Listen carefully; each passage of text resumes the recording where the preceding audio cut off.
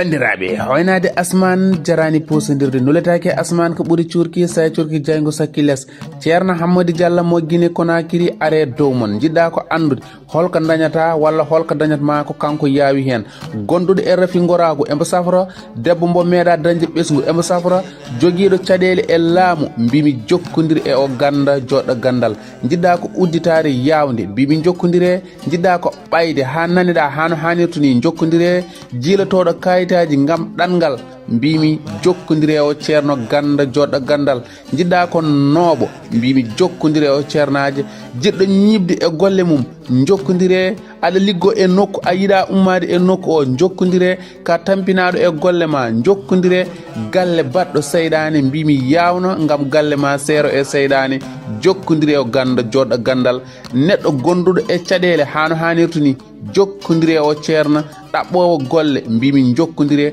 aɗa jogui jeego aɗa yiɗi jeego yoya mbimi jokkodire o ceerno ganda joɗɗo gandal ceerno hammadou diallo mo guine konakiri mbatta ka plus 224 614 51 78 93 mbimi jehen guine konakiri en jeehi mboɗen toon to guine konakiri. On calminama yeeɓiyankoɓe Pindi Média ha tengte yewta men leeral communication mo kala salminama salminago needi e salminago teddugal ɗo gonɗen ɗo gonirɗen yo jaam kisi Allah gone men en garte dawal nde ɗo yewta nde ganduɗa bandiraɓe hewɓe ina keeɓo ina paada sukaɓe e mawɓe rewɓe e worɓe wonɓe nder leydi ha caggal leydi eɗen gondi e yewta nde ñalawma hannde o banggue men ñaamo ko Alhaji Abba Sarr banggue men nana ko Alhaji Mohamed Ndim jogui caméra ko musidɗo men denɗo men Djiby Dieng en jetti bandiraɓe men almuɓe janggoɓe to duɗal jaaɓi ha tirde Amadou Mokhtar Mbow MEF woni mouvement élevé étudiant fulɓe en jettiɓe kamɓe kala en jarnimamaɓe saabu teddule foddeji mabɓe ina e ɗo hannde e mabɓe hono biyeteɗo Aissata Guissé mo hoore fonde wondude mo ganduɗa kañum woni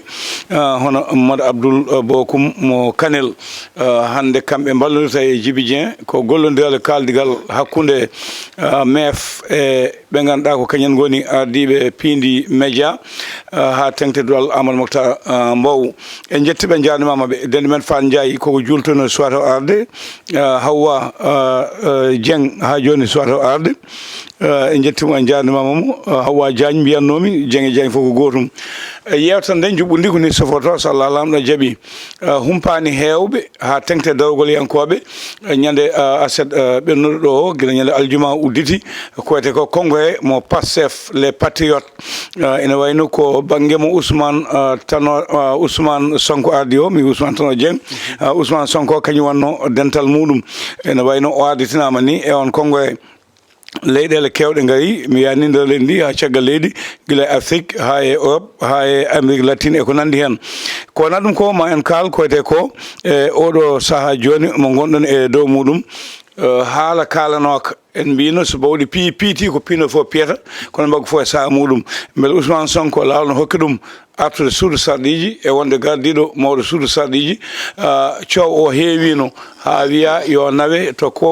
conseil constitutionnel waɗe toon déposé beele omo wawi artude walla ala ko wona ɗum ko sen garti e oɗo Pastef gartan kadi e nannatodiral won e pelle mbiyen da Mbodj wonde Aïda Mbodj en ha tengte mo ganduɗa kañum woni Malick Gakou gardiɗo grand parti ɓe jaaɓi sayde e nder Pastef mo Ousmane Sonko toɓɓertata ɓe so jeeɗo ñaawi koko haaletno gila hanki tawi wona hannde FMI ñamande suuɗande nde Sonko iɗino yaltinde coowuji ɗi mbaɗi haala ka heewi e oɗo saha joni en ɗamina gartal ngal FMI kaltidal mum e laamu leydi Sénégal hol gartam paddaɗam hen kowona ɗum ko eɗen jetta mo ganduɗa kañum woni ceerno Hammadou Diallo neɗɗo jeeɗo leñol men guurɗo hannde to Guinée Conakry ceerno Hammadou Diallo mi haalino ñanden mbimi so tawi komo gandunomi o toon to leydi Gambie nde min gona toon to Albadar e saaha nde Sierra Leone wone coow Libéria wone coow ko ceerno joom gandal mo mbimi so fulɓe fof mbanno wayni en jawetaki kala mo wayni no yeehi Allah hokki suto arti guila nden mboɗo beele kanko wona kanko ko heccanke kalami ko kanko ceerno Hammadou Diallo so tawi ko wonno ɗon ko nanɗon yawawi wonnata e fulɓe ha tengti e wonɓe e on diwan ɗen jettamo ɗen jarnomo ɗen jetta miñi men Issa Jomo Padalal ko jamba cuusɗo mbaɗa toon ñaam golluji mawɗi e ɗin sahaji en jettimo jandimama kanko Ceerno Hammadou Diallo mon kedima ko bamodi haale makko nima makko téléphone ko 60 224 ko Guinée walla mbaɗa plus 224 mbaɗa 614 mbaɗa 51 mbaɗa 78 mbaɗa 93 woni kanko Ceerno Hammadou Diallo gando labɗo gandal joɗɗo gandal o Abbas ñantagal ma mi yooɗi assalamu aleykum oto juuloynoɗa waleykum salam wa rahmatullah taala wa barakatuh juuloynoɗen ko toon to ganduɗa hoorema woni Madi Jinguidiri wuro Elimane Boubacar Kane Dimat ah d' accord ko noon wonno ko suddiɓe kadi kanno toon kamɓe fof tan gonno hen goto fof jaggue nofuru tan kamɓe fof tan gonno eyyi kamɓe fof tan min jooɗi hen goto fof jaggue nofuru ɗum hade feccaki tan ko alay sago ɗum waɗi lelɗen so feccitoma jonko téléphone ngaji an kam hoto gonɗa e mbita ɓamta ligguey ma an kam beele nanggamo sa waɗi goɗɗo wima kam mbata ko jaam a wawa foftade galle ma yettere Allah alhamdulillah kam juulama jaam alhamdulillah juulama jaam tan ala caɗele ngala no ko mawɗum ko yettude Allah yettande Allah aussi auditeur uji nde wonno kamɓe téléspectateur uji Pini Média to gonɗa fof ɓe jogoto ko gojoma ɗum gonɗen to vraiment subaka kikide jamme ñanam goto fof ne noddir banggue a leeli arde ɗumni mbima noon yaaɓe jaftan mataw ko alay saago ɓe muñana en tan seeɗa kono noon alhamdulillah en garti e dow jaam en garti vraiment kadi enen mbiya bandaɓe kala juulemo wuuri ɓe jalloɓe jaafoɓe ɗaccaki yo Allah rendin en yaafo en en calmini Kaas Abou Kaas Kane Fatimata Kane Bodia en Abou aussi le préfet en jarnimaɓe kamɓe fof galle Oumar Abdoul Kadiat Fatimata Kane aussi ñande sammiñum julde ko galle makko min kiiri ici ken noma ministre de l'agriculture woni Cheikh Oumar Ba Cheikh Oumar Ba risque ɓiyi ko noon wadde en jettima en jarnimama wadde Cheikh Oumar ko min komi isi konko Cheikh Oumar yo watta hakkille makko no fewi on jarama ndim bisimilla no julde nde sifori eyyi min noon kam juldam mata waɗande no sifori min mbaɗi ko julde mataw ko julde miltireɓe tan min mbaɗi minen eyyi kono ɗum koko salminde dendagal yeɓiyankoɓe Pini Média e kuuɓal en calminiɓe en juurimaɓe en calmini ɗo ɗo jooɗi mataw ko mawɗo Abou Gaye hewno ɗo jooɗade enen gandi woni koye lappol Abou Gaye wiyete ko mawɗo eyi ko mawɗo kono wona kellifaɗo eyyi mawɗo eyyi ko kellifaɗo tan non mawɗo to banggue duuɓi tan kellifaɗo noon kellifaɗo min ko kellifaɗo ala ko wona kellifaɗo Abou Gaye wiyete ko mawɗo to banggue duuɓi kadi hay duuɓi ɗi o yaw tampude nden noon naata gueɗe kewɗe o ligguima ko heewi kono ko cukalel eyyi en calminimo eɗen gandi kanko no monayi ɓe nayyi lappol kamɓe Abou Sy en eɓe no Mauritanie to Mauritanie Ousmane mi anda beele hamme dañino yaade miskani e kono lewal communication nowtoyima fedde ɓamta pla Mauritanie e duuɓi mum capanɗe joyyi en calminiɓe en juurimaɓe en calmini bandiraɓeɓe mi yettina nelal musidɗam goto toon to leydi Mali ene wiye Ousmane Karañara o wi wonde omo salminma no fewi weltade e toon to Séguéla weltade émission ji baɗoɗi o wi kam noon yomi wiye wonande andu sa andino mataw mo foti artude Pini TV ɗum mami yettin ɗum no hawni yimɓe fof mbi ko guila RTS o yo artir ɗo e Pindi ma salla jaaɓi te mbaɗ ene fof mbaɗa ɗum salla jaaɓi bandiraɓe men malinaɓe kamɓene vraiment koɓe yeeɓoɓe émission ji men batteɗi ɗo ɗi no fewi en calmini Ousmane no fewi en calmini dendagal bandiraɓe mi yi Bamma noon yo wat feere kanko ne mbiyete ma leegadane artu e ko ɗum jinnami haalde ɓe gadɗo kosam belɗam tan yaade hirde hirande laccire haako ma artu ma leegadane arɗo inchallah ko ɓoyata ɗum ko ma mbaɗen lappol jehen Mali jehen Bamako jehen Séguéla jehen mi anda noon Abbas aɗa suusi yaade haɗa dañde toon ɗangal amen non ala probléme min garino ha min jeyino ha e village uji he wajiɓe ɓe min goni ɗon kene abbo e jonti ɗiɗi min donki ɓe ni to banggue les terreau ɓe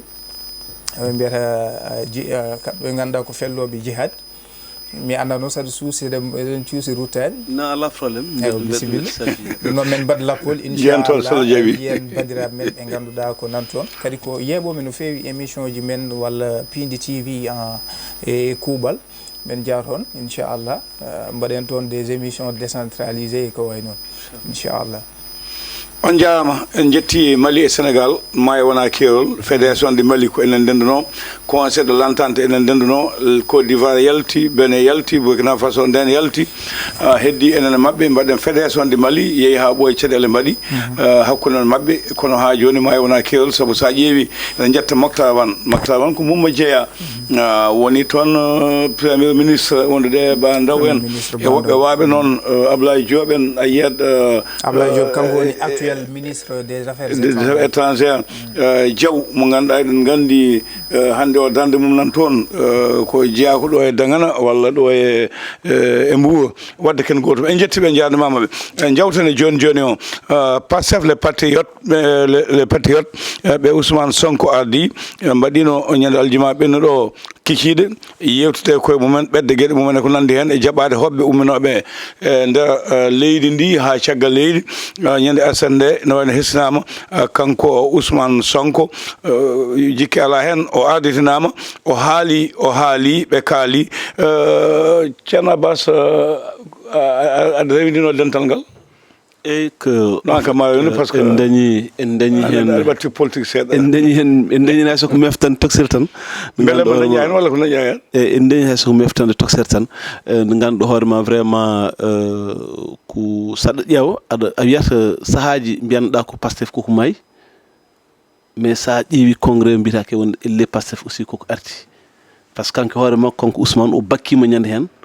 o bakkimo no feewi par ce que o holliti wonde e nder bakko o so tawi neɗɗo ne wawi wadde hondani yo waɗ hono ko woni ko manam rendini ko foti kono ko rendini ko donc ɗum ɗon aussi enen gandi ko ɗum hunde nde ganduɗa ene teska e makko e en tout cas Allah andi noon holko soomi ɗon beela ko wonko holko jogini ɗum beela ko daaɗo jogini ɗum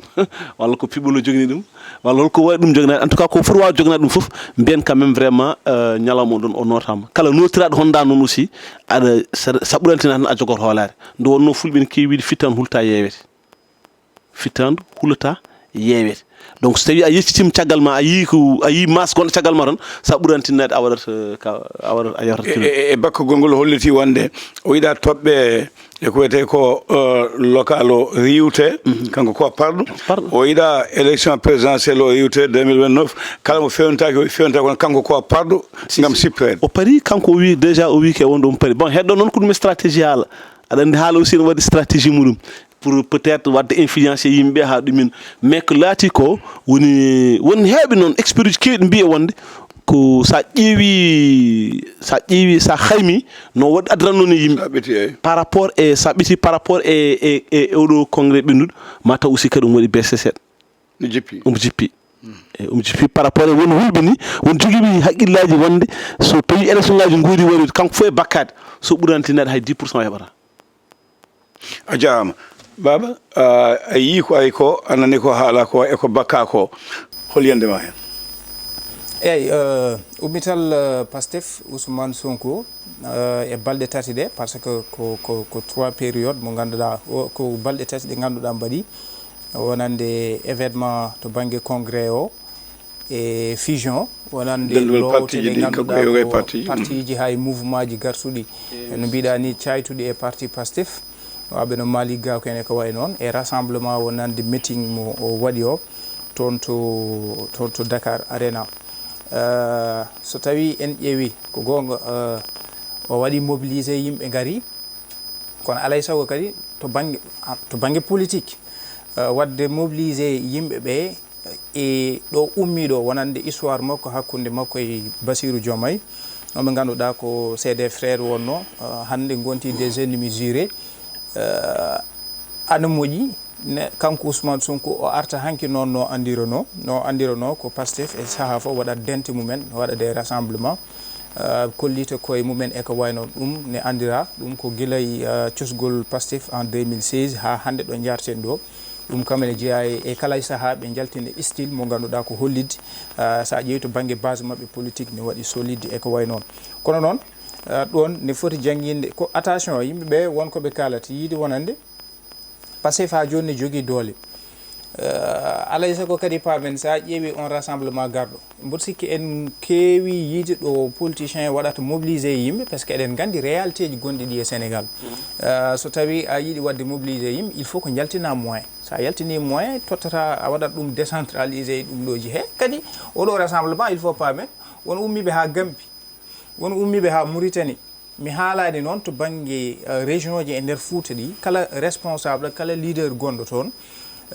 waɗi kañum ne addi yimɓe mum donc ɗum ɗon fof so tawi renti e nokku goto alay sago heewat ɗum mboɗo sikki kala parti mo ganduɗa ka baɗo congrès so tawi a waɗi ɗum mboɗo sikki en jii Abdourahmane Diouf mo Awale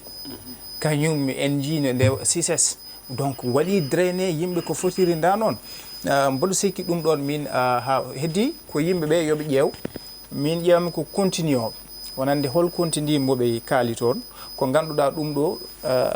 ne hokka signal mo ganduɗa ko ummitande Ousmane Sonko de sa rena hiɗo faya ɗo eɗen jogui ko yiyete ko ɗaminare walla kulol ko ƴettito 2029 par ce que so tawi a ƴeewi e congrès o mbaɗa invité ko fotini e Afrique leyɗele kewɗe e Afrique ari ko ɓuri ko ɓattade men ko leydi Mauritanie en jii Aminata Abou Diallo omo ganduɗa ko kañum arani lamɗo leydi ndi ko wayno Birane Daoul Abeid ari e woɗɓe gari kono ƴeew to banggue continue min mi ronki hoccude hen haydara to banggue ko yiyete ko gartam kaddi wonde fayida ko haala toon ko e nden jonde hol darde ndeɓe daari mais Pastef holno wonirta vitrine hakkude mum udditare e parti ji politique gonɗe e dunde Afrique tawi ɗum ɗo ene kamɓe foof e mbaɗa cañgol ngol ganduɗa janggo e jaam e mbawi wonde ɓe ganduɗa ko darantoɓe pooɗono ko yiyete ko ittude maccugagal ko yiyete ko Afrique guilay politique mum guilay jeytare mum koɓe mbiyata ko souverainisme e ko way noon min kam so Allah mi yan ɗum mboɗo haaldanno e sehilam goto ɗon ɗo kanko Ousmane Sonko waɗino o hewnoni wadde yande e Macky Sall o yo yehino mbimomi ne jaata nde holɗo ndewɗa o yo ƴetti ko teero mbimomi teero ko œuvre holot Macky Sall ko œuvre Macky Sall mboɗo sikki waɗi ɗum réalisé toon to woni train express régional Macky Sall waɗen ko 780 milliards ɓenna ɗon gara Dakar Arena Macky Sall waɗi ɗum mboɗo sikki ko ɗon ɓe mbaɗi ko yiyete rassemblement ɓe o œuvre mo ganduɗa ko 63 milliards gara e sphère ministériel o walla pôle urbain mo Diamniadio ɗum ɗo ko Macky Sall miiji ɗum woni wadde de koɓe mbiyata ko ɗeɗɗidde Dakar mbaɗen ville mo ganduɗa ko kesso jaaduɗo e jamanu Macky Sall waɗi ɗum o jaaru mum ne tolni e 1.8 milliards mi haalani UAM mi haalani data center mi haalani ko Macky Sall waɗi toon ɗum ɗo fof so tawi a ƴeewi ko ganduɗa ko Macky Sall waɗi ɗum donc on mboɗo sikki ɗum ɗon tan wonko ɗum jangguinde sa piisi ɗum walla yerodiri ɗum e duuɓi ɗiɗɗi Ousmane Sonko ari toon to primature mo ganduɗa ko kañum waɗatno mbiyata ko kañum waɗata contrôler l' action gouvernementale mais mboɗo sikki ko ɓuuri ɗon ƴeewa sa ƴeewi hande leydi Sénégal ɗo jareteɗen ɗo to banggue wonande ñamale men duuɓi mabɓe ɗiɗi ɗiɓe gaari ha ɗo ɗo gonɗen sa ƴeewi dette publique mo leydi Sénégal wima hande en gabbi ha 132 milliards % to banggue wonande ko mbiyata ko dette publique men Macky Sall moɓe mbiyatno dette caché accuno ko 116 milliards donc sa ƴeewi hande 132 milliards sa ƴeewi to banggue wonande ko mbiyata ko 132% du PIB sa calculi ɗum a ƴetti ratio o hande eɗen jaare e ujunnaji 5 milliards e ko fawi donc ɗon ɗo yimɓe ne doga haɗen keɓde défaut de paiement e ko way noon ɗum ɗon foof nan ɗon wadde a famat mboɗo sikki ɗon tan so tawi an gardinɗa ko intérêt leydi ndi gardinɗa ko wonde koɓe mbiyata ko gendiyanke leydi ndi mboɗo sikki haalta haala Ousmane Sonko walla haalta hande haala Pastef min cikkumi ko eɓe jogui ko heewi ko poti wadde hay so tawi wonkoɓe haali toon pour min jiirum ɗum ko des menaces ko eɗen gandi wonɗo ummi mo haaɓi o hande ko neɗɗo ganduɗom ko neɗɗo cirludiɗomo wonno neɗɗo ganduɗo kala ko fatuno e nokkuji makko baɗɗi fort e nokkuji makko baɗɗi faible e ko way noon woni Bassirou Diomaye hande so felliti habde makko ɗon ɗo ganduɗa ko kañum woni koɓe mbiyata ko kañum jogui exécutif ma won ko muuse makko no fewi wadde min cikkumi to banggue wonande activité ji mabɓe ɗiɗo ɓennuɗi ko gonga to bange politique yimɓe ji keewal ngal kono ndentuɗen to bange wonande ko ari ko no wayni heewde eɗen gandi kadi Sénégal ko yahata ko tan waɗa moɓodiral yaha notoyo ko e ko ɓe mbiyata ko électorat dorma wonande ko jooɗiɓe jahani galleji mumen jahata e manifestation ji jahata e animation ji politique ko ɓen ɓuuri jogade poids o ɗum ɗon de kadi mboɗo sikki yimɓe ne poti ƴeew ɗon mawɗo baba mi adaɓi yaltude jofde seeɗa a woɗɗi no feewi toɓɓe kalɗa ñama ko ñamal ɗe gartino ala jafla jimmi artude koye FMI foti artude ɗo ɓetten ko Diomaye waɗino dental muɗum Mbour wiya Diomaye foltima Sonko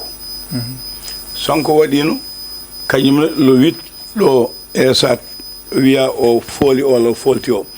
ɓeti ko ɓeɗɗa hen to banggue arɓe ɓe Mauritanie garɗo Gambie o koyno Kenya Tanzanie France Venezuela Palestine e ko nandi hen koko notogol sa ɓeeti ko nden ɓe toon ne jinmi jettuɗen holno jiiruɗon beele hande o gartangal ngal ɗo bangal jonigal Sonko dattima Diomaye e coalition muɗum manam hakkude coalition Diomaye apte holno woori e beele ɗo e nden coalition Diomaye ina jogoy dartade kañum holla doole ha ɓuuri koɓe jogui ko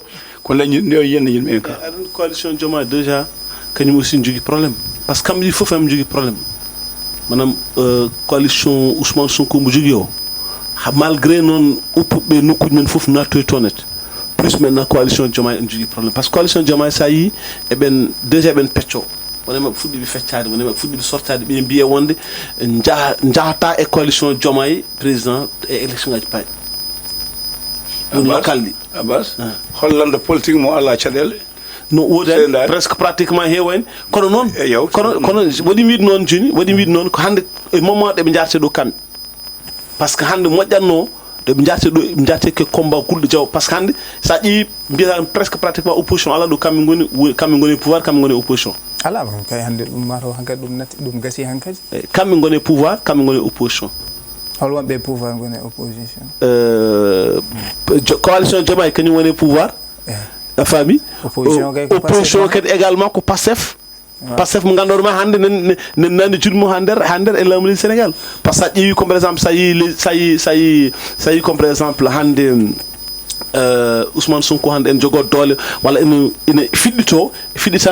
nde won yakar mbo jogui won doole ɗo jogui e leydi ndi seeɗa so alani ɗen doole en wawno taw ɗumini par ce que ko yakara noon ko foof hande pratiquement so wonano peut être ko jogori ko kewde e ko cikkiɗen ko ene wawi tawma ustole makko sikkude eyyi ko joga yakar tan quoi joga yakar o woni comme par exemple so tawi comme par exemple peut être ene wawi man gande noon toɓɓere woni ko mbiyatmi ko comme par exemple député ji opposition wannoɓe déposé on ɗon lettre mo ganduɗa hoorema toon to conseil constitutionnel so tawi ɗum laati yima jogui laati yat man gande nden toɓɓere ɗum waɗi ɗimin ɗum donc ɗum on so tawi jogui laati yat tan ene wawi tawma doole makko ɓeydo ustade mais pour l' instant ni jaggen e wonde kamɓe coalition ngaji ɗiɗi foof eɓe jogui caɗele coalition Ousmane Sonko Abbas jin wiide ko ɓetu ko mbatten o min ko ɓoyɗo wiide Sénégal hande ko Pastef so opposition hawi ko kamɓe so parti pouvoir hawi ko kamɓe ko goyanmi opposition goɗɗo mi yiyani ko a haali joni an kala maɓe kawɗo ko Pastef tan hawi hedno ko Pastef Ousmane Sonko walla Pastef Diomaye Faye ko wiide beele ɗo ɗo ɓe certi oya yeehi ɓeti doole muɗum o gano ɓeta doole muɗum hande o hol yiyande cikkuɗon hol hen Pastef tan dalde ɓurde jogade doole mi sawi ɗon woni ko mbiyatnomi ko joni mbimi aɗa andi kamɓe fof saɗa ɓeta so tawi comme par exemple sa wi aɗa ɓeta ɗum tan e congrès ɗi mbaɗɗi a senaki a juumat par ce que congrès ji waɗatama walla meeting aji haɗatma wawde ɓeddene woni comme par exemple hande a yi neɗɗo yooɓe ara te taw wondanima donc sa wi aɗa ɓeta e meeting walla aɗa wi aɗa ɓeta e congrès a senaki ɗum net par ce que hewɓe nan ɗo gaari nan notti hen mais nottiraki hen pour jeeyede mabɓe hono ɓetten joni hono ɓetoyten e ɓetoyten comme par exemple ko fayi aroyde woni comme par exemple sumgoji payɗi aroyde échange uji ɗum ɗon min ko toon ɓearode kay non ɓeto joni ngu kay ɓetata haade aroyde min mawɗabo pour min ɗon wona question hakkude parti Pastef e coalition Diomaye président so tawi a waɗi ɗum blanche hol ɓurɗo heewde mboɗo sikki ɗon kam fotaani koɓe tan en kala tan no jimiide wondi ko waɗa aɗa anndi so a ƴeewi structuration ji to baŋnge wonande Pastef yimɓe fof en nganndi Pastef déjà ko en kaali ɗo haala fusion ji maɓɓe ɗi mbaɗi baɗo no grand parti Malick Gakou non mais fusion ɗin ɗon aussi so Haydara ɗum nen par ce que Malick Gakou n'a plus de na Haydara là mais au moins Malick Gakou so wona kanko hoore makko mi sikki non quel que soit no wawi de même que Dambodji en fof ko c'est des yimɓe tan yo Allah yafumi doyen no wawi wade fof Malick Gakou ene jogui parti politique ene jogui base politique Pastef haalaka Pastef ana jogui base politique an hol jiɗa parti manam base politique Malick Gakou n'a plus de base Malick kay mayi complètement Malick politiquement il est mort yimɓe fof ngandi ɗum non attention Malick Gakou o natti wadde existé guila ndo yalti ɗo affaire o yalte coalition Benno Bokk Yakar hol baɗɗo élire Ahmed Aïdara mairie de la ville de Guédiawaye non attention toon aussi wona kankan c'est pas lui c'est pas lui koye guilay coalition Yewwi Askan Wi e ballol ko crise tan nomin jimmi yiide aɗa kay addi ko Ahmed Aïdara mairie Guédiawaye ko crise politique bonɗo addi toon Ahmed Aïdara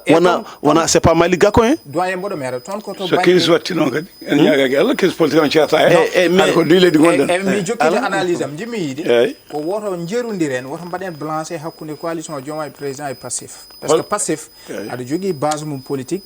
ene jogui koko ɗum yimɓe fof ene gandi kala ko mbawɗen haalde so Allah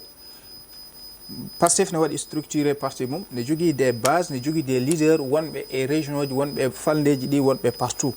hande coalition Diomaye ala ɗum non coalition Diomaye ko yimɓe ɗiɗo de jiimi peut être ana mbawi addude walla ana jogui des bases politiques seeɗa mbaɗo no Abdourahmane Diouf on ne jogui base politique ko joom parti Awale en ganda taw élection ji bon mi yanda présidentiel ko way noon mais on ne jogui base mum politique yanti hen ko o mo ganduɗa ko mo ganduɗa no mi motinde mais hande so tawi a ƴeewi to banggue gouvernement Bassirou Diomaye ɗum ɗo wonno haala men janden sa ƴeewi hande gouvernement makko ko des technocrate goni hen wona ɓe ganduɗa koto banggue politique to ɗum waɗi mbiɗen oɗo gouvernement wonata ko gouvernement data mais antini coalition Diomaye on sa ƴeewi to banggue golle wala golle firnoto hen seeɗa to banggue politique ko mbaɗno Serigne Gueye Diop même oɗo meeting mo kaleten ñanden toon to Mbour ko kanko waɗi ɗum initié ko kanko ardi ɗum hande to banggue coalition Diomaye président waddude ɗum kam e parti Pastef mboɗo sikki vraiment wona wonde ni ko yerodirani yimɓe ɗe gandi parti Pastef preuve à l'appui ɓe jaltuɗen ko élection ji législative Pastef seul ko kañum yeehi liste mum addi 130 mais attention il s'est passé là non mais c'était pas ça parce que kamɓe ko yimɓe tan ceeye maɓɓe comme no hande no Malick Gakou arrivi en saye maɓɓe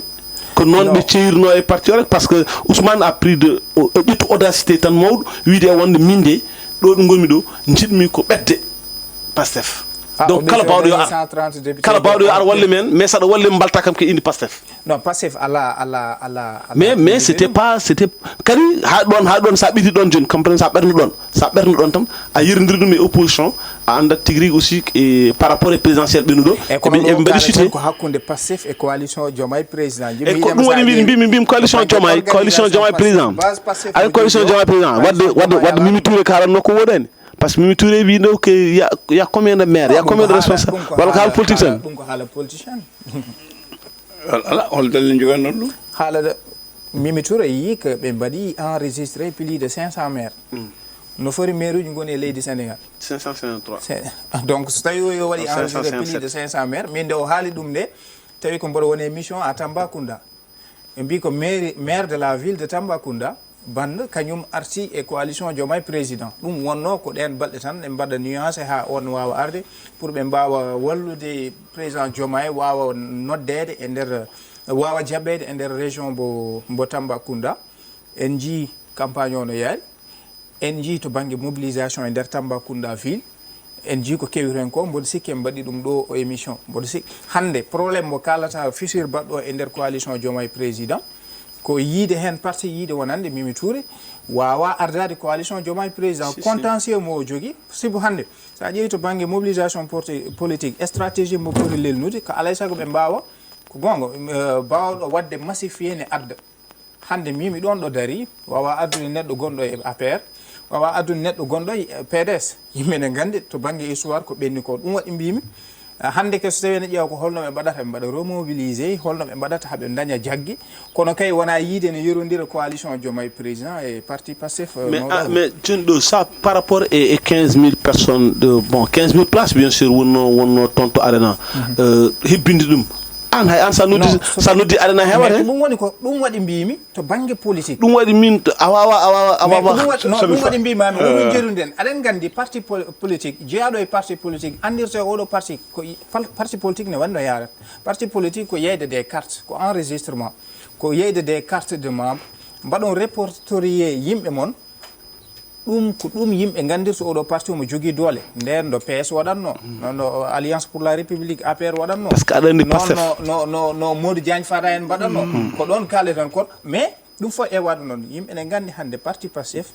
so Allah ko parti baɗɗo organisé to banggue local départemental régional ha national kamɓe ko noon kala ɗo mbawɗa wonde so tawi a arti ɓe mbiyatma ko rewɗo poɗɗa ɗo rewde guila JPS non en mbaɗi organisé eɓen mbaɗi cañodiral ha ɗum waɗi eɓe jogui structuration moƴƴo ɗum yimɓe ne gandi hayso tawi ɓe gona parti mo ganduɗa ko ɓooyɗo hayso tawi ɓe ngala école politique kono eɓe jogui structuration mabɓe ɓe jogui feeling mo ganduɗa ɓe gaari kesamagal ɗeɓe gaddi hande e dawrugol leydi Sénégal par rapport e oɗo coalition mo ganduɗa jibina ko heccanke ha joni ne jogui probléme woni koye latgol wawani yaade koyɗi mum to mais c'est très normal parce que min coalition Diomaye mi waɗata kam ɗesde yirnodirteɓe seeɗa tan ko wiide wonde comme par exemple coalition Diomaye aussi ko kañum woni sababu ha Diomaye woni hande sa Pastef hande en laamo Pastef ha laami coalition Diomaye kañum men goni sababu ha Pastef laami hande on jaama joni Pastef laamima damal gotal gaga bakkugol Ousmane Sonko haala makko waylima eno wiyanno suwaɓe duke mbaɗe o wi ko hay goto ƴatto hay goto to wat o jeertiniɓe ɓe goppu bonnude walla ɓe goppu ko nandi hen ko pamɗon ɗum haala dow tan kono non lesso yimɓe gandi he par ce que ha hande ɓe gaccani par ce que ha hande accani ƴettade yimɓe kala ɗo tournuɗa e réseau sociaux ji ma taw ɓe ƴetto yimɓe kala ko neɗɗo haali maɓe yimɓe kulti haalde seeɗa mi kulti haalde yimɓe foof goto foof nan deƴi ɗum par ce que sa haali tan ɓe ƴettotomi e o wi yo goppu eɓe goppani e mbasen so eyyi bon min jurumi ɗum ko humilité mi haali ɗum mboɗo sikki nane e gardinde haalam andi neɗɗo mo ganduɗa ko oɗon pijji onon mawnide onon jangguiti hayde coheɗon nde ko onon cohta ko onon gonduno eyyi minen kaala ni fof pacte e ko way noon waɗi hakkude mabɓe e ko way noon protocole de cap manuel e ko way noon fof e wadde noon Diomaye ko neɗɗo ganduɗo Ousmane Sonko bien sûr donc oɗo discours wadde tonire oɗo discours yi wadde apaisé wonande stabilité kala kene waɗa stabilité leydi mi yi publication waji goto yi o jeeyama e casque bula en wonɓe ganduɗa ko artiroɓe jaame leydi ndi mboɗo sikki ne moƴƴi par ce que haala Ousmane Sonko ne waɗa posé yiide wonande sukaɓe ɓe yoɓe mbattenir discours aji ɗi ganduɗa haalaji gaddoji jaam o saaha leydi ndi sohla ko deeƴel hayso tawi wonto banggue ko yiilade immunité mais kanko moolade sibu on mo huccodiri hande ko neɗɗo ganduɗom ko neɗɗo joguiɗo doole so welama ko yiyete ko yande e makko so yani e makko so yani o gañoto mais il s'est contredit noon kadi mboɗo sikki hande leydi men ɗon ɗo gonɗen hande probléme socio économique mo gonɗen o mboɗo sikki wadde tenir on discours kadi ko hunde nde ganduɗa vraiment ma wat apaisé climat mo ganduɗa ko aɗan jultode jaame leydi a wiyata aɗan irnomi wiide e wonde so tawi mawɗo addi jaam min jaade jaam to banggue parlementaire eyyi mais ko gotum ko haala kam ɗon tan arti ga so addi jaam ayi on jarama nde toɓɓe gartede toɓɓere nde ganduɗa cour constitutionnel conseil constitutionnel ɗe gandi ɓayi e dumunaji jawtuɗe meeɗa wasa ɓayde kuule lelnanoɗe gila sa keeba mbayno woɓɓe waɓe noon wayloji cowuji nde ɗum waɗi nde alhaali Ousmane Sonko won serendiɓe winoɓe yoɓe jaa mbaɗa déposé ɓe calo hulɓitan yimɓe ko bono Aissata Tall Sall wonde neɗɗo jaaɗo e lande dawgol wonde ganduɗo wonde avocat keptinaɗo kañum jeeyaka hen ina hulɓinno wanno ɓalli yimɓeɓe seeɗa won hen wiiɓe mataw o yanana so waɗama jogani jaɓede kono caggal muɗum député non est ce que Tall mi motti inde nde ko on rutti wona sembinde seerdiɓeɓe kamɓe foof ha dañi député ji dañi ɗi woodi ko waɗi hen kanko Tall holliti o wi Cheikh Oumar Anne hoore mum jaɓi jeeyde hen kono no wawi taw Moussa Sarr hoore mum jeeyaka hen walla goɗɗo jeeyaka hen holno jiiruɗon ɗum ɗo to banggue opposition jabde yaade e salade yaade e beele ɗon ɗo tolɗen hannde ko faɗa ko no ɗamina ma suudu ndu ñawɓe Ousmane Sonko ala hakke nattude toon saka ardade assemblée nationale walla ala accalmo yawta e aɗa andi comme par exemple ene waɗi député de l'opposition so tawi comme par exemple ɓe lundima tan yande wini ko Anta Baba Ngam Ngom kañum ɓuuri darade hen kañum sembinimo haɓe ndendini yimɓe haɓe dañi koɓe dañi ko si so tawi comme par exemple won ɗesɓe luldade c'est parce que ko contexte leydi ndi woyi noon par ce que heewi ko ɓe nawata afami walla heewi ko watte ko ganduɗa ma conseil constitutionnel fonno darade tan avant ɗum ɗo no wiye wonde ɗum ɗo vraiment yaadani e lelgo leydi meɗen yo ɗum riwte guila addani caɗele kañum waɗata ko manam koko sukki nokku muɗum wasi heɗade ko yimɓe kala ko te haalama haalta ala bas nangue wonta ko hollaka mais aɗa andi aɗa wawi wonde légal neɗɗo nanɗa on kaɓi onon mbadde hundeji foof wonɗo haalaka tolnoto sa nawani police wawi wona haaju muɗum e kono so police andi kono tan so andama wonɗo tolnoto wawi addande hoore muɗum ɗum ɗo joni mais so police andi ɗum ɗo so woppi ɗum ɗo koko bannata ɗum ɗo joni to banggue lawol conseil constitutionnel wawi to gaddane men mi ƴetta walla moƴƴani fadata ko ha adde ƴeewa yurno so adnaka wawa ƴewde e c'est à dire ko ɗum woni ko mbimi won hen so luldima ko kurhuli jogade kurhuli wonde est ce que so mbaɗi ni koni wona ni yarata par ce que hankkadi yimɓe jeeyi ayi ɗo joni yimɓe ko jaaha yimɓe heeɓe ko jeeyi ha netti hoolade vraiment kuruji men kewɗe kuruji men netti ɗumen hoolade netti ɗen jogade hankadi yakar par ce que kala ko mbaɗɗa ɗo paɗɗa ɗum ɗo yaltirta ɗo nete kono wona fof eyyi wona fof si wona fof joni noon wonande comme par exemple jaɓɓe ɓen ko anduɓe haqqan a faami ɗum ɗo so ñawama e so ñawaka fof kam ko laati ko woni ko ɗum ɗo woni gonga manam keɓe gaddi ko toon kamɓe eɓe laaɓa en âme et conscience ko ɗum ɗo woni gonga manam oɗo France bon waɗede intégré e nder assemblée nationale hani ko wonta Abbas jaafoɗa mi yahata somi ñaadama komi liɓeteɗo neɗɗo wiyata noon neɗɗo yiyata tan ñawde cikkumi jim non mbimi c'est à dire que jinmi wi ɗon tan jinmi laɓɓini ɗon tan ko comme par exemple yahoɓe manam winduɓe opposition manam yaɓɓe mbi e wonde woni Tafsir Coy en Abdou Mboy en kamɓe fof eɓene wona taw Tafsir Coy mbiyane wona taw ko Coy Tafsir Coy ali gonga kamɓe fof eɓene e on ɗon liste mo ganduɗa hoorema ko woni luldi woni yaɓɓe waɗɓe déposé on ɗon lettre a faami déjà lettre o waɗama accusé de réception conseil constitutionnel yettima nan ƴeewe e kono jiɗmi wi tan ko so tawi woodi luldiɓe ɗum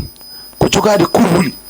wonde hande ɗo leydi men ndi yarte ɗo caɗele gonɗe ɗo conseil constitutionnel ɗo fonno ɗo darade tan wiya wonde ɗum ɗo fayi ɗo moƴƴani ɗum ɗo yo itti a faami so wanno ɗum tan ɓurno bele banggue sari ine yaa noon to banggue sari bon to banggue oto gaddane kam mi ñawata ala non wona woto gaddane kam mi ñawata mais ko jogade kurhuli son gaddi toon est ce que ma rew fuɗɗo rewede jinno wiide ko beele suudu noon jogui hakke wiide to gadde ala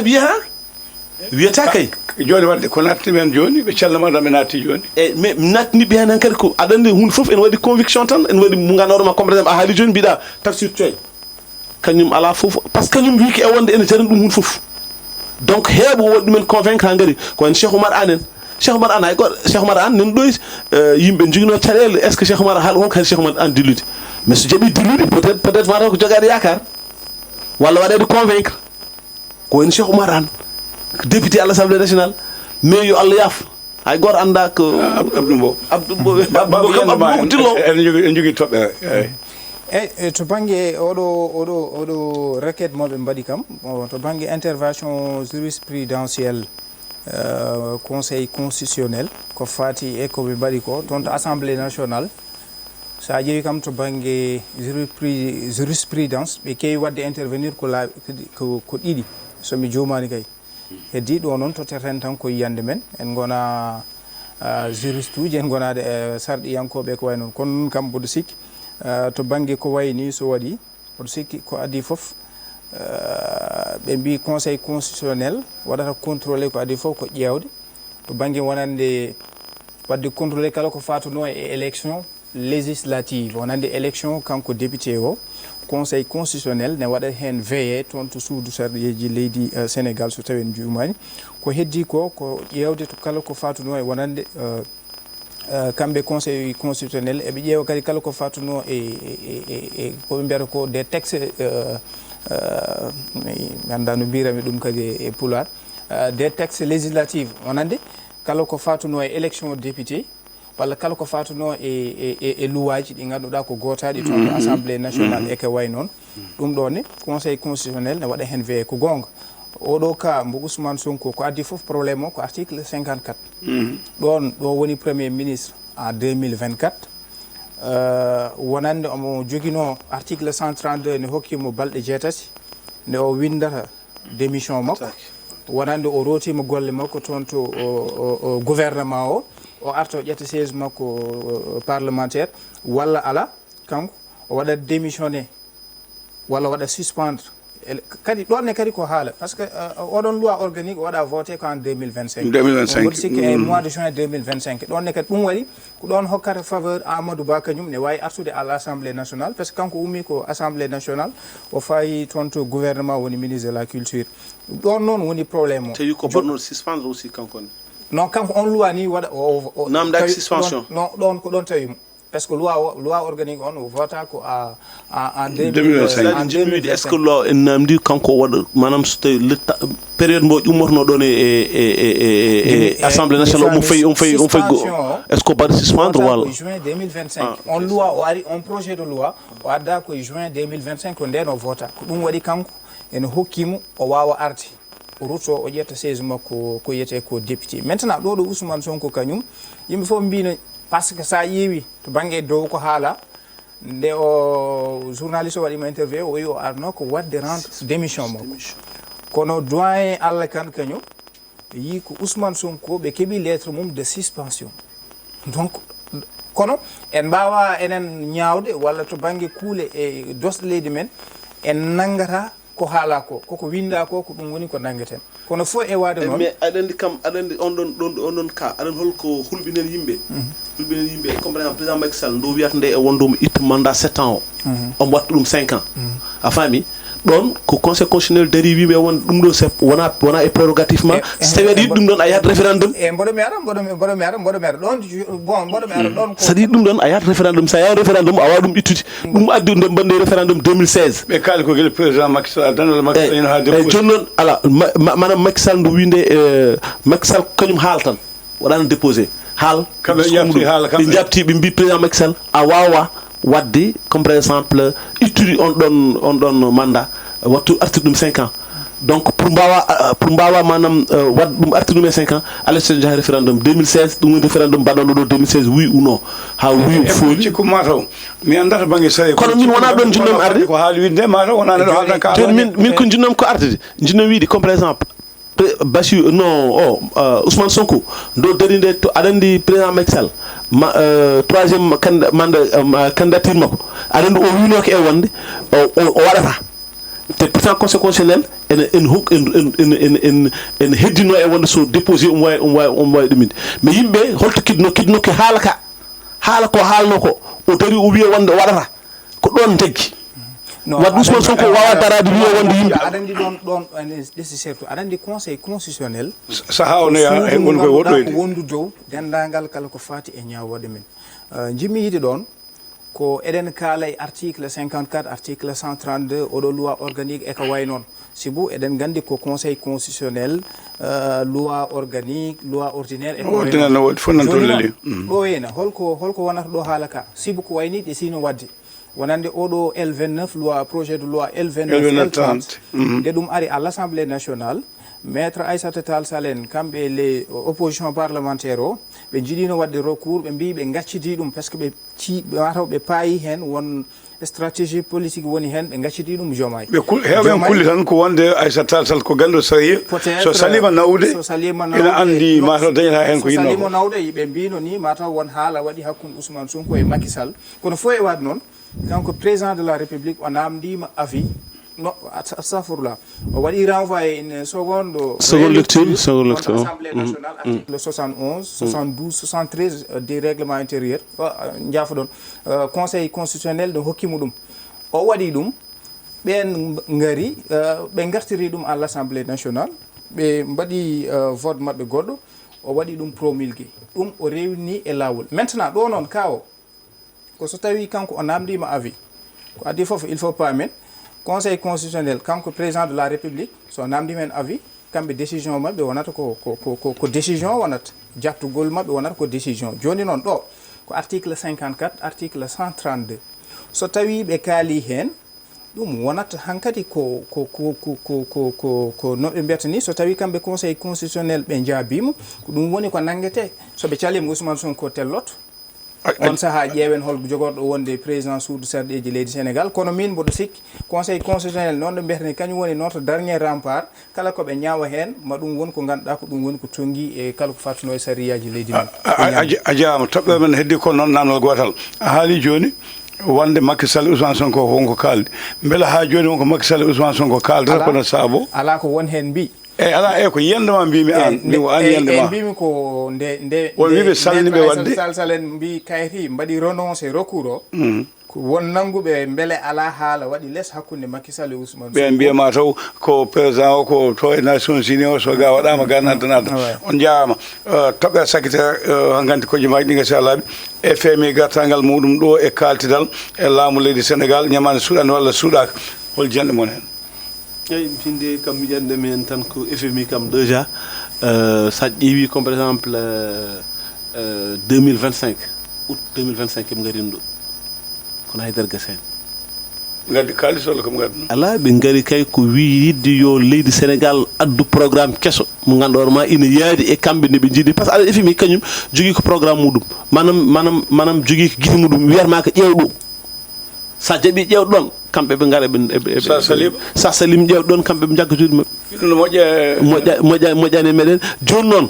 ko ɗum woni sababuji ko haala ko ɗo ko rewno ko ɗo foof guile det caché ji ɗe gullirnoɗe ɗiɗi wonno sababu o ko hoore jagorɗo ittama hoore jagorɗo kese addama ligguiɗo e kalis ganduɗo kalis gowɗo liggudiɗo e mabɓe voilà gowɗo liggodirɗo mabɓe ganduɗo aussi peut être holtoɓe ndewte peut être haɓe mbawa addande yimɓe ballal walla hokkude yimɓe peut être un programme ganduɗo man par wawde hen rewde alors mi wimama e wonde ɓe garini ɗo taw ardino ɗum ko biteɗo Edouard Germel du 19 au 26 kono haydara ronki gasa est ce que kadi seɓe garti ɗo par ce que min ha hande mbiɗa tonggui e ko oɗo Cheikh Yérim Seck wiyatno ko fin 2026 ko hen jogorɗen FMI jogori arde e meɗen kalden e muɗum nandiren e mi anda hol yiyande joguino hen on saaha mais c'est sûr et certain que enen mbawi wiide kam enfin mi en tout cas histoire rokkimomo gonga kanko Cheikh Yérim Seck wonɗon jaama ba sa Mohamed Ndim eyyi min mboɗɗamini FMI ma ar joni totta en kalis ɗo e ɓen ɗo gonɗen ɗo enen koye walla koye laamu ngu ɗo gonɗen bisimillah aɗa andi FMI kadi waɗata ko politique sibu so tawi en mbaɗino ɗo émission ji e mois de septembre 2024 en somi juumani nde kanko Ousmane Sonko haalata to banggue dette caché wondude premier ministre actuel woni Al Amin Lo mbiɗen ni oɗo discours mo jogui surtout eɗen gandi Ousmane Sonko ko neɗɗo mo ganduɗa ko ɓuuri feññide ko panafricanisme e ko way noon ko neɗɗo mo ganduɗa kala nde haali hay sa ƴeewi oɗo conférence de makko de presse jawtuɗo nde waɗata déclaration makko en jii hakkude makko e presse étrangère o kanko toujours omo ɓuura vraiment hukkidde jeyli fewde e ko way noon en min mboɗo sikki en mi haalin ɗum ɗo mbiɗen yen ndeno sibu won haalaji ɗi o haalata walla won darde nde o daroto hakkude makko e France hakkude makko e États-Unis e ko way noon muusade men sabu hannde sa ƴeewi to banggue conseil d' administration FMI ko ɓuuri ko heewde hannde to banggue wonɓe toon waɗoɓe toon siége ko leydi France e dowlaji dentuɗi Amérique donc so tawi ɓen won darde nde daariɗa ɓen beele mbaɗma défendre par ce que eɗen gandi FMI aussi hen sahaji wonɗo ɗum musata seeɗa alay saago France daro beele en jii ko kewi ko toon to Angola en jii ko kewno ko toon to Portugal darde France darde Royaume Uni e ko way noon donc alay saago waɗaɓe ganduɗa ko kañumen gonata des intermédiaires beele mbaɗa plaidé dossier ma mbaɗma facilité mbawa hebde ko fatuno e FMI beele mbawa hebde ñamade e ko way noon sa ƴeewi banque mondial en kalani sen jii déclaration makko nde ɓennuɗo astafurla ɗum ko nde woni premier ministre à l'Assemblée nationale on aljuma nde o haali jammu mum agence de notation Bloomberg waɗi kadi descendre leydi Sénégal wadde won discours aji sa ƴeewi hande agence uji de notation ji ɗi aussi ne ƴeewa leyɗele men won haalaji kalta dognata ko les investisseurs e ko way noon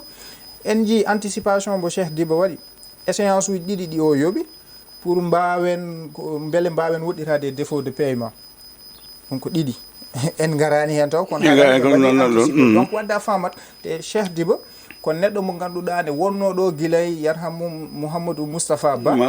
kam gonduno guilay démarche uji ɗiɓe mbaɗanno ko way noon voilà kanko nden o woni directeur de la programmation budgétaire hande o ari woni ministre des finances et du budget ko neɗɗo ganduɗo hunde nde il connaît le jargon omo andi hunde nde ɗum waɗi mbimi sa yino caɗele men e kebduno ɗen e FMI ko gonga kanko Al Amin Lo kanko won darde o dari hen ɗum waɗi min wondemo premier ministre o hokkanimi hoolare kono noon ko neɗɗo bawɗo yewtidde makko kankone to banggue macroéconomie wonko andi hen omo andi ɓe o haaldata omo andi ɓe ɗo foti yaade beele yimɓe mbawa hebde ko yiyete kongal ɗum waɗi min ɗon ɗo Ousmane Sonko yeehi jewteɗe wonko puɗɗino hen liggade kanko Al Amin Lo o ari o woni premier ministre te ko neɗɗo jaruɗo to banggue faggudu omo ganduɗa ko ministre des finances kañum ne nanɗo Cheikh Diba min mboɗo ɗamini ko ɓoyata ko déjà nde Ousmane Sonko yalti ɓe mbi wonande le 15 ɓe garrat wonata 15 oɗo wonata yewtere mabɓe pour kala ko fatuno e des réunions ko fatuno e golle e ko way noon ɗum waɗi mboɗo ɗamini ɓoyata leydi Sénégal heɓat ko yiyete ko financement fati FMI mawɗa min kam mboɗo jogui nden ɗaminare jarama no fewi jarama Abbas konngol ma battinol a yewtande gasi eyyi ko noon mataw konngol battinigol ko weltanade hettiyankoɓeɓe e surtout wonɓe toon to caggal leydi ina hen banimen debbe ne wiye sohna Samba Ngalanka Kane ko hettiyanke men toon to Bruxelles no fewi à chaque fois ndo émission waɗi so gasi tan on noddata donc pour weltanade on e hollide vraiment omo yaadi e ko mbatten ko à 100% noon enen nous sen mbawa sowanoto demgal ɗon teddugal kanko sohna jarama baba eyyi mawɗo en beltanima bandiraɓe no fewi en calmini musidɗo men mo ganduɗa ko wonɓe toon to Denver Colorado kam ene vraiment ko musidɓe men hettotoɓe men no fewi mo ganduɗa ko Alkasum Sall toon to Dungu Wuro Alpha woni ko Denver Colorado e mo ganduɗa ko kay woni Issa Seck jeeya ko Wali Diangtan e mawɗo Idrissa Ba ha e mawɗo Abou Wonen kamɓe kala vraiment ko yimɓe hettotoɓe yewtere nde no fewi musidɗo men ni Ablaye Dembélé kanko noon welatamo ko Abou Gaye jooɗo ɗo tan waɗa cortumami abuji ɗiɗɗi kañumen ne voilà kanko Ablaye Dembélé en calminimo no fewi hokkude bandiraɓe aadi mataw ko aset inchallah on jarama yeeɓiyankoɓe Pindi Média yewtere communication en calmini Dawda Kaba Soumaré en kaali ñande no walinkoɓe ɓe tawɗen toon to Mbour Dawda Kaba Soumaré en calminimo kanko e Gaydiye cuddiɗo makko jeewo e Dia Aissata Lembel o en jarnimamaɓe kamɓe kala en jetti Seg Alassane Samba woni Dialo mo ganduɗa guila e 83 eɗen bindira journal Pulaar Junggo omo windanno en kanko e Sadio Mangane ɗen jarnoɓe en jettiɓe kamɓe kala sukaymawɗo debbo e gorko e yewtamen communication ko ɗo kaɗen Djiby Dieng jogui caméra o wondude e Aissata Guissé mo hoore fonde koye mouvement élevé étudiant fulɓe en jettiɓe en jarnimamaɓe en jetti Gordi Sow ɓimen sababu o en jetti Modou Abdoul Bokoum mo Kanel kamɓe mballodira Djiby Dieng ko ɗo katen ha lawgol ngol so Allah lamɗo jaaɓi